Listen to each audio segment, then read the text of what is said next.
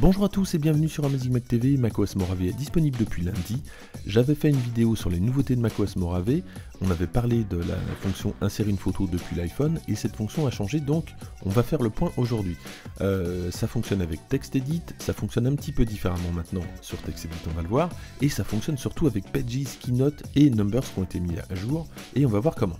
On est ici dans un document Pages, on va vouloir insérer une photo. Alors pour rappel, depuis macOS Sierra, on peut depuis Siri, trouve-moi des photos de macOS Mojave.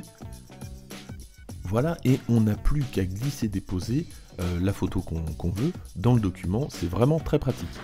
Alors la nouveauté de macOS Mojave, c'était de pouvoir synchroniser une photo qu'on n'avait pas encore prise en fait depuis l'iPhone avec un document. Donc ça aussi ça peut être très pratique, vous êtes dans un document et vous allez insérer une photo, l'appareil photo de l'iPhone ou de votre iPad va se déclencher automatiquement, vous allez prendre la photo et on va pouvoir l'importer et ça prend que quelques secondes si vous avez une bonne connexion. Alors comment ça se passe pour Pages, Numbers et Keynote, puisque c'est exactement la même chose sur les trois plateformes.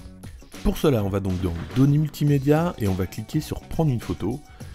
Tout de suite, l'iPhone ou l'iPad va s'allumer. Voilà ce que ça va donner voilà, en haut à droite. Sur l'iPhone, on va être en position mode caméra. Et on n'aura plus qu'à prendre la photo et ensuite valider. Ça va être automatiquement intégré au document Pages. Une fois que ce sera fait, cette photo est considérée comme une photo tout à fait normale, donc on va pouvoir la recadrer, faire exercer des rotations, etc. Tout ce qu'on peut faire avec une photo évidemment. Donc pour faire ça, il faudra avoir Mojave évidemment et avoir les dernières versions de Keynote, Numbers et Pages.